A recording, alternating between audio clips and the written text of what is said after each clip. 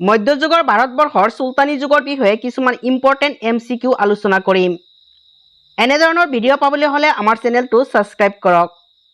তুৰ্কী আফগানসকল ক'ৰ পৰা ভাৰতলৈ আহিছিল? কাৰেক্ট আনসাৰ অপশ্যন 1 মধ্য এছিয়া। তাহকিক-ই-হিন্দ গ্ৰন্থখনৰ লিখক কোন? Correct answer option 1 Al Biruni. Tarikh i Firoz Shahi গ্ৰন্থখনৰ লিখক কোন? Correct answer option 4 Ziauddin Barani. Ain i Akbari কোনে ৰচনা কৰিছিল? Correct answer option 1 Abul Fazl. Humayun Nama কোনে ৰচনা কৰিছিল? Correct answer option 4 Gulbadan Begum. Tuzuk i Jahangiri গ্ৰন্থখনৰ লিখক কোন? Correct answer option 3 Jahangir.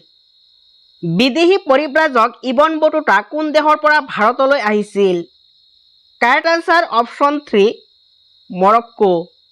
বিদেশী পৰিব্ৰাজক আল-বেৰুনী কোন দেশৰ পৰা ভাৰতলৈ আহিছিল?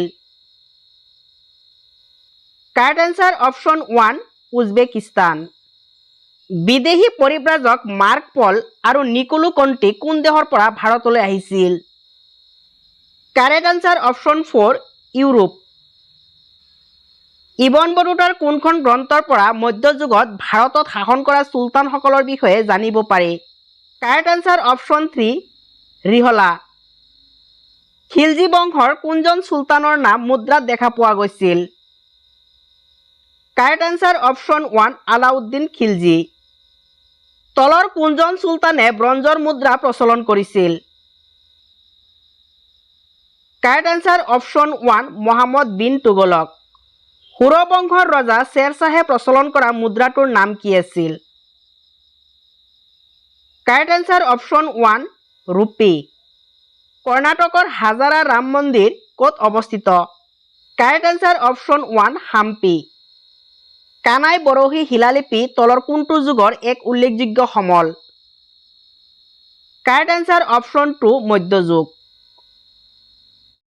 তলৰ কোনটো শিলালিপিত 1206 খ্ৰীষ্টাব্দত তুৰ্কী আফগান সেনাপতি মহম্মদ বিন বখতিয়াৰ খিলজীৰ কামৰূপ আক্ৰমণৰ কথা উল্লেখ আছে? কাৰেক্ট আনসাৰ অপশ্যন 1 কানাই বৰশী বোৱা। কানাই বৰশী বোৱা শিলালিপি কোনটো শতিকাত খোদিত কৰা হৈছিল? কাৰেক্ট আনসাৰ অপশ্যন 1 ত্ৰয়োদশ শতিকাত। ৰাষ্ট্ৰসংঘৰ শৈক্ষিক বৈজ্ঞানিক আৰু সাংস্কৃতিক সংস্থাটোক তলৰ কোনটো নামেৰে জনা যায়? Correct answer option 2 UNESCO.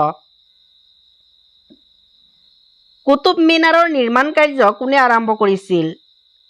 Correct answer option 1 Qutbuddin Aibak.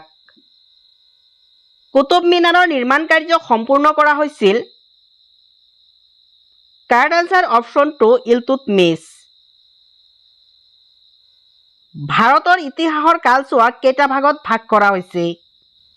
Correct answer option 2 তিনিটা। মধ্য এছিয়াৰ পৰা তুৰ্কী আফগানসকলৰ আগমনৰ সময়ৰ পৰা ভাৰতত কোনটো যুগৰ আৰম্ভ হয়? Correct answer option 2 মধ্যযুগ। যদি ভিডিঅ'টো ভাল লাগিছে তেনেহ'লে এটা লাইক কৰি দিয়ক আৰু এনেধৰণৰ ভিডিঅ' পাবলৈ হ'লে আমাৰ চেনেলটো ছাবস্ক্ৰাইব কৰক। জয় আই অসম।